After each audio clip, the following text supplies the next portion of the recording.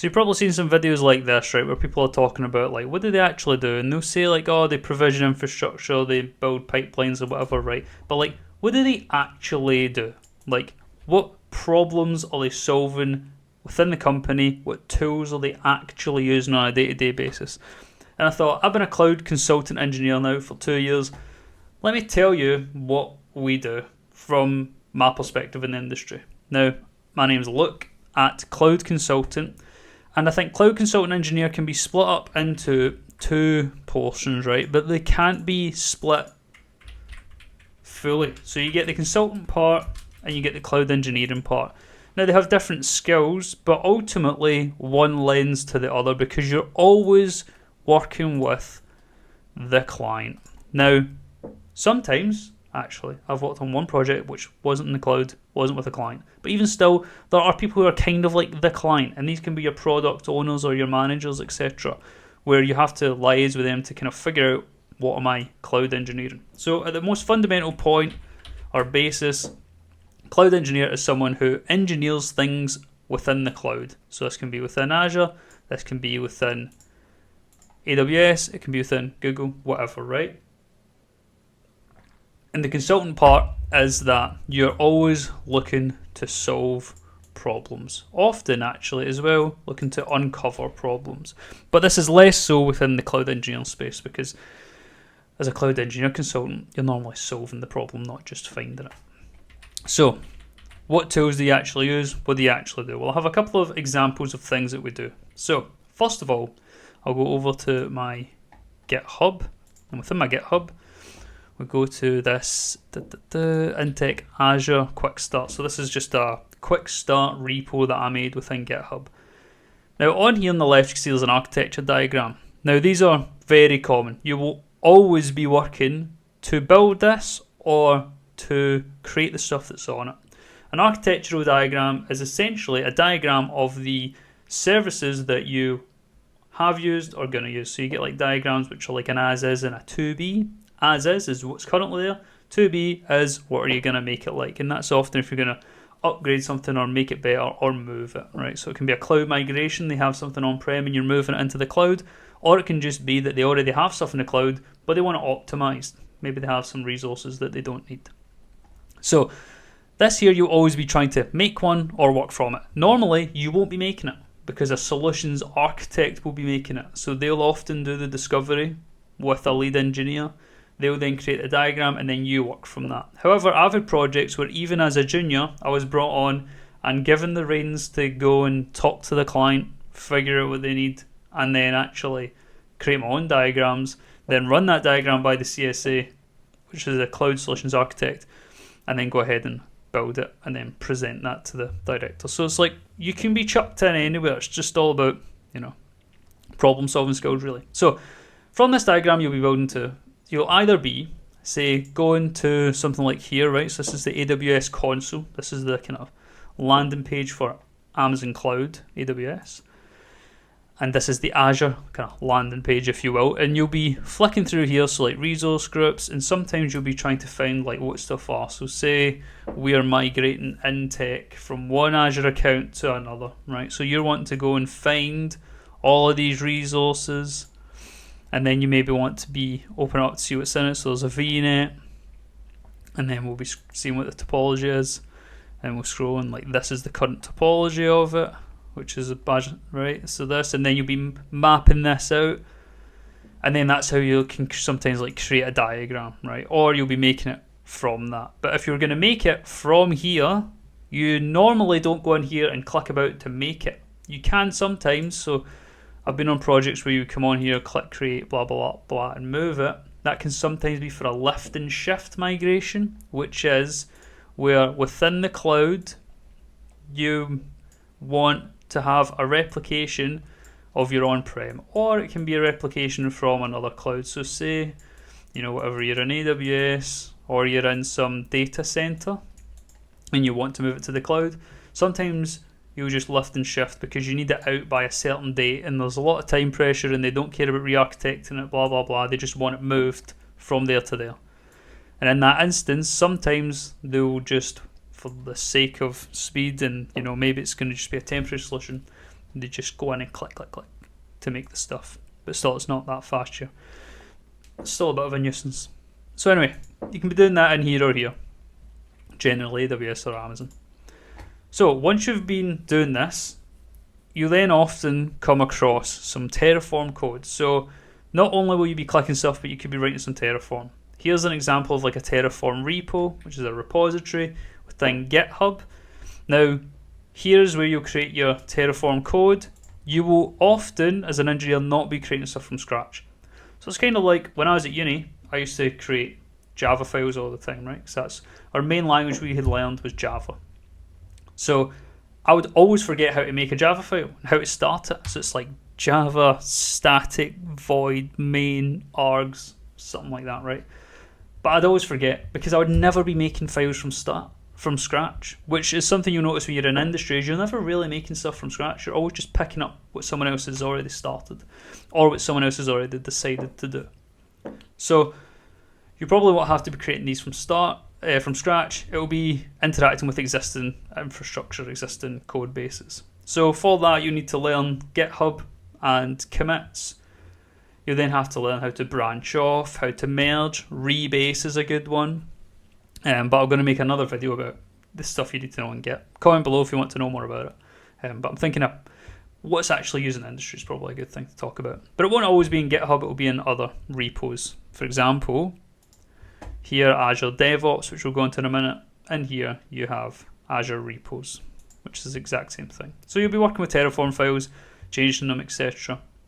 So you need to be familiar with going in and getting them, cloning the repos, etc. So as well as Terraform, you also will be coming across scripts. So you create a script when you want to automate something. So as we were saying, like see this clicky click click, right? So if we get rid of this, if we're clicking around, right? Here's a mouse. If we're clicking around, that could probably be automated, right? And now if we're clicking around to make stuff in the cloud, we probably could automate it with configuration stuff like Terraform, right? But then you also get Ansible, of which I've not really used, haven't really come across it in any client work, only know about it from my own research about it. But you also get scripting. Now scripting is leveraged for automation. I'll show you an example in a moment. So Terraform, the reason that's like automation is because you're writing code and that code configures resources in the cloud. Now for the automation part, say I was in this resource group, blah blah blah. Here we have a storage account. So within this storage account, say you wanted to keep seeing the names of the containers or something, right? Now you could come in here and check the names of the containers every time you need them, copy and paste them, blah blah blah. But instead, you could write a script to do it because it would automate the clicking that you're going to do. Because if you think about it, fundamentally, computers are a series of steps, of actions, of responses to inputs, right? So like, you might be familiar with finite state, so like FSA, finite state autonomy, I think it is, which is essentially that with computers, they are a box, possibly a black box to you. You have an input and an output, and the input can change the state of the box such that the output differs. So say the box, blah blah blah, this is state 1. When it gets a 1, the output might be 2. But when it gets, a 2, the output might be 3, right? Whatever it may be. So when you're clicking, you're actually just giving it an input, something happens, gives it an output. And clicking can be replicated by just often using stuff like APIs, which is an application programming interface. Which is a big fancy word for basically a door on an app or a service, like a database or something, right? A service where you're saying, knock knock, can I get this bit of information? And then they're like, sure, here's the result. So you would do that in like a function call, for example, right? So for Azure, you could do we'll just do like pseudocode, not real code, just kind of made up code. Something like, hi Azure, you'd be like, hi Azure, can I get, containers, which is the cont.names blah, blah, blah. And then they'll return and they'll give you a list, say, of the names of the containers. Something like that, right? And that's why you would automate it, so that then you could actually just consistently get the names of the containers, and then you could automate whatever it is you were going to do with them. So that's the example of that. Anyway, that kind of threw us off a little bit. But anyway, so we make scripts and we manipulate scripts. So often you can be creating scripts like this here. So this is a bash script. No, it's not. It's a PowerShell script. So this here is a PowerShell script where it sets the key path to the current directory, generates an SSH key pair, and then tells me it. Now this is so that it automates creating an SSH key such that I can just run this script. So just like // key, and then it will just create me the key, instead of having to do this stuff all by hand every time. That's the point of a script. So you will often be running them and creating them. So sometimes there'll be scripts which are like 100 or hundreds of lines long, and you actually don't even need to know what it means. You just need to know what the output should be. So if we go back to this finite state machine idea, right, is that all you do is you're running the script. You don't care about this, so it's a black box as far as you're concerned, right? It's just invisible. Can't see inside it. Not visible. It's covered in black paint. Can't see in it. And so you run the script, which would be like /script, if it's, say, PowerShell, something like that. PowerShell. And then the output, it will give you some string, say, right, blah, blah, blah. And then you need that string and you give it to somebody who wants to. Or the string will just say, okay, done it, like it's done the thing. Because sometimes it'll be making stuff or changing stuff. For example, in that key example, instead of outputting it, because it gives me the output string, I could then change the script so that it then puts it into Key Vault in AWS or something, so that then it's hidden forever. So then that could just tell me it's done, and I don't need to see the key, which would be a more secure way to do it, for example. So sometimes you're running them, sometimes you're making them. Next is ADO. So when you're making code, you need a repository.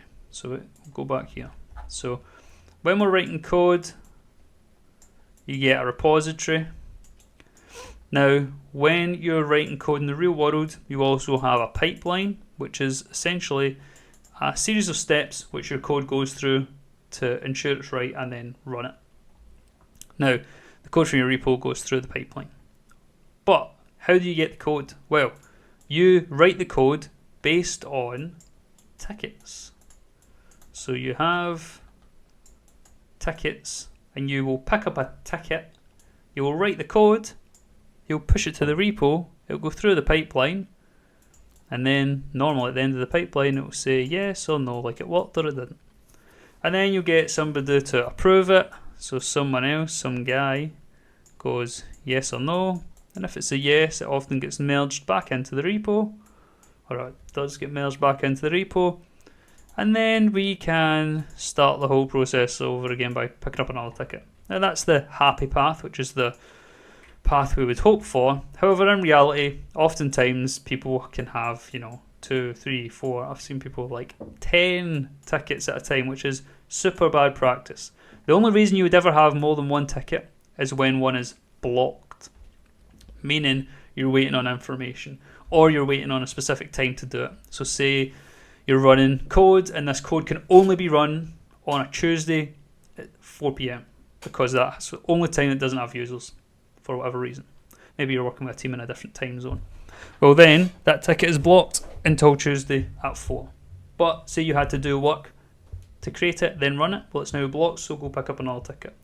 Or you're waiting on a guy getting back to you on Teams and he's out of office for a couple of days, then it's blocked.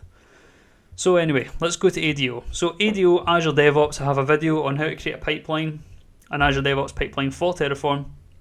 The video goes over what Azure DevOps is, but a brief example, if you want more information, go see that video. I also have videos on getting started with Azure, getting started with Terraform, etc. But today we'll look at this basic Terraform pipeline. So we'll click on this project, Now you'll often just be working within one project. If we look on the left, see dashboards. Wiki is something that we're going to be concerned with, or concerned with, I suppose is the right way to say it. And then here you would have like documentation. So this is where you can often be documenting the code or the application that you're migrating, etc. Right, so this is just where you're documenting stuff. And if we save that, see that saved it. Now let's close it.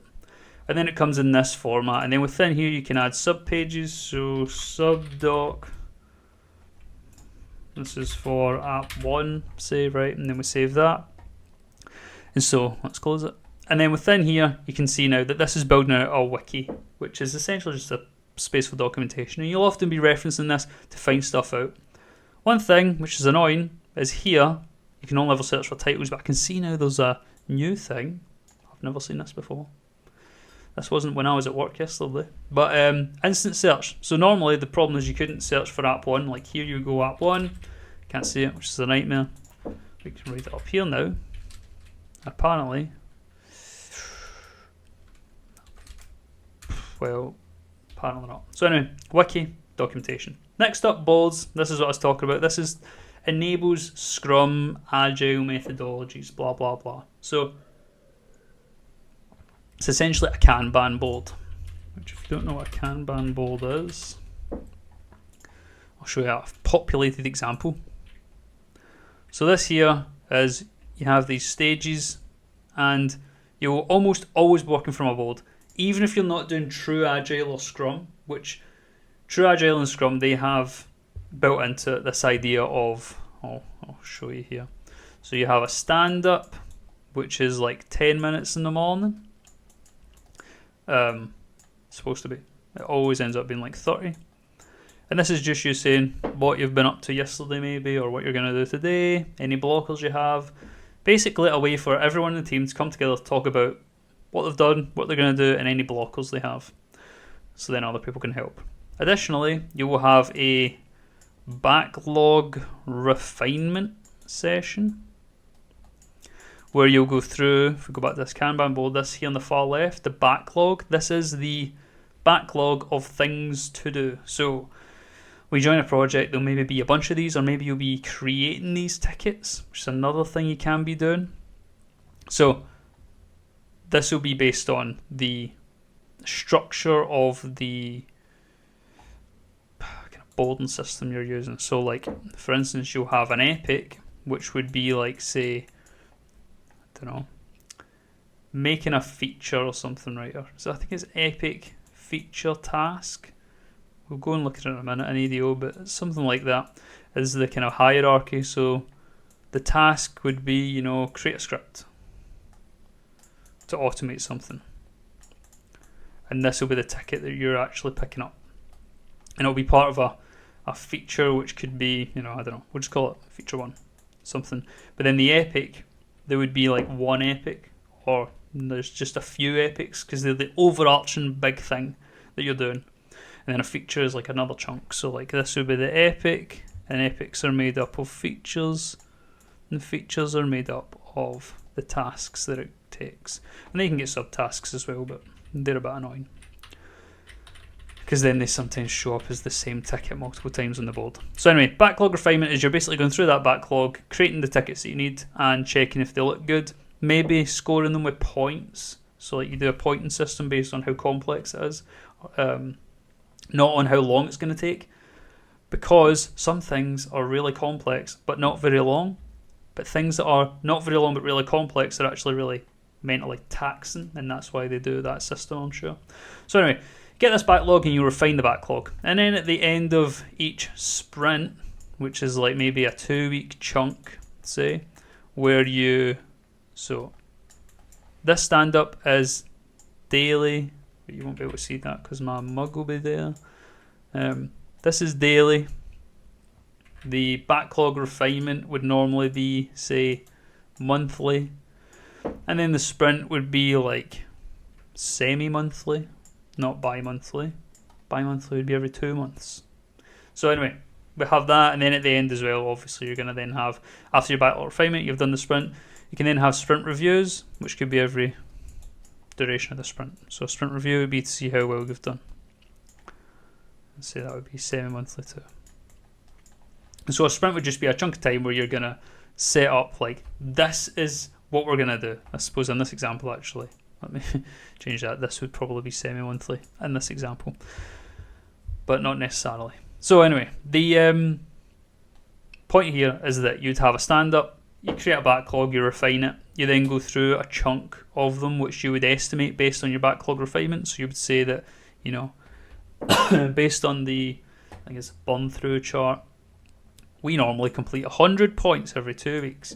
So then you'd allocate and bring from this backlog into selected, say, because these are not always the states, but selected to specify in development to test and deploy, kind of roughly the states. That you would then bring them into selected to be like, cool, this is what we're doing this sprint. And then whenever anyone is going to use them, they bring them into, say, in development. When they're done, into test. And then when they've been tested thoroughly, they're going to finished or to deploy. So that's normally done here. So within boards, we have this boards part. If I click on that, that's probably where everything is after. Yeah, automatically has it. So we would have task 1, say task 2, and then these you would bring it in here, and you can open it up, and we can change the state of what we're doing. We can add some description. We could add people in here, so be like, need more info, and then you would add the person, right? Because they would be also accessed into this system or have access. You can add links to Azure repos if that's what you're going to use, or repositories, and then you can add links to pipelines. So you could come onto this task, someone's working on something, they've asked you a question, you could go and click directly onto their branch, and it'll open up a new page and go see what they're up to. So let's just discard the changes. You can also see this within the backlogs. So within the backlog here, you could see all of the different tasks in a different view. You will have then your sprints, so you can plan them, blah, blah, blah. But normally this planning would be done by the kind of project manager whilst you're there. Next up, the repos, that's just like GitHub. But then the pipelines, this is where you would be working on some pipelines. So there we go. So you'll be coming in here, you're probably not going to be making pipelines, you're going to be working with them. So you'd like come on here, open this up like, oh, that's not worked or whatever, right? So then we would go up here to edit, and then you come in here and edit the pipeline. And this is what the people are talking about when they're talking about modifying the pipeline or working with the pipeline, is they come in here and make the relevant changes to it. You could also make the changes in GitHub, but if you do it from here, it actually, so let's see if we can do it. Validate and save. Oh, that's not going to show me. But it actually goes straight to GitHub, which is a cool feature. So the final thing probably to note that you might be working with is if you're working with enterprises, you're probably going to be working on Azure. Why? Because enterprises, they always have Microsoft. They love Microsoft. Microsoft is essentially tech for enterprises. But if you're going to be working with smaller organizations, you're probably then going to be working with AWS. Now, if you're working for enterprises with Azure, there's going to be loads of red tape, so you're going to have to be talking to people all the time. You're going to be raising tickets. And when I say raising tickets, I don't mean the tickets like in this Kanban world. You are going to be making those probably, but you're going to be raising tickets probably on the client side using things such as, ServiceNow, which essentially you would have some form to fill in with details which you need to ask for them to do for you. And now this could be something as simple as like, I need to log on to a specific virtual machine. Can you give me the access? Or it could be as complicated as, can you whitelist this domain to be using the SMTP protocol, which is like for emails. So you could be migrating something to the cloud, which requires access to emails, and you could say, listen, can you whitelist this VM to use this protocol? something like that, and then probably want other stuff from you, such as like, well, how many messages are they going to be sending? How big are these messages going to be? Who are they going to go to? Blah, blah, blah. And so you can get familiar with that, but you can honestly learn that on the job. People will just teach you this when you're there. You'll be like, what? What are they? And then a senior or a lead will show you what to do generally. So, the tickets. But additionally, you have to learn a thing, which again you'll learn up probably on the job. You can have a look if you want. Is Citrix or AVD. Now, what that means is normally, so when I've done stuff in AWS, this is my home computer, say, right? So we'll just give it an H. This is my home computer. Here's me. Get my wee guy baldy, just like me. This is my home computer, and I will actually access the code directly on my home computer. And I can even just git clone it here, right? And I can make changes to AWS. I think my face is on top of it. No, you can see it. That's alright. You make changes directly to the AWS infrastructure, say, from this computer. However, for enhanced security, often with enterprises, they'll use Azure and they use an AVD. An AVD is an Azure Virtual Desktop. An Azure Virtual Desktop is essentially a desktop in the cloud. So as far as you can tell, it's, say, Windows 10. And you just open it up and it looks like this. It's Windows 10, but you access it from your home computer. Ta-da! Now, so when you're going to make changes, you have to do them on this computer. So you then have, at home, you'll open up your computer, and then you'll have to open up another computer inside your computer, which is the virtual machine, the AVD. And then within that AVD, it's not a virtual machine, I suppose it is, but it kind of isn't. It's an AVD, not a VM. Within that AVD, if you're going to then work on servers, you might then have to open up the virtual machine on that server. So you actually have 3 layers here, which is your home, you have your, I'll just do VD, virtual desktop, and then you have your virtual machine. And they make changes here. So just watch out, like if you're in Windows at home, you might have like, that's just the Windows icon. You might have 3 layers of Windows icons or something. So just be wary of that. But yeah, so you might be doing stuff like this, which I just like to point out because you often don't know about it. Like you have no idea what an AVD is or Citrix. Citrix is the same kind of thing. But yeah, so that's what it is. So anyway, I hope you enjoyed this. It was a bit kind of all over the place, but it's mainly because I thought I would just go off the top and just show you like comprehensively all the kind of general stuff that you do. But yeah, and that's it. I hope you enjoyed. If you have any specific questions or anything you want me to cover, please let me know. If you want to hear more about cloud engineering skills or consultant, again, just let me know. But hope you enjoyed it. Any comments, questions, queries, let me know. And take care, I'll see you next time.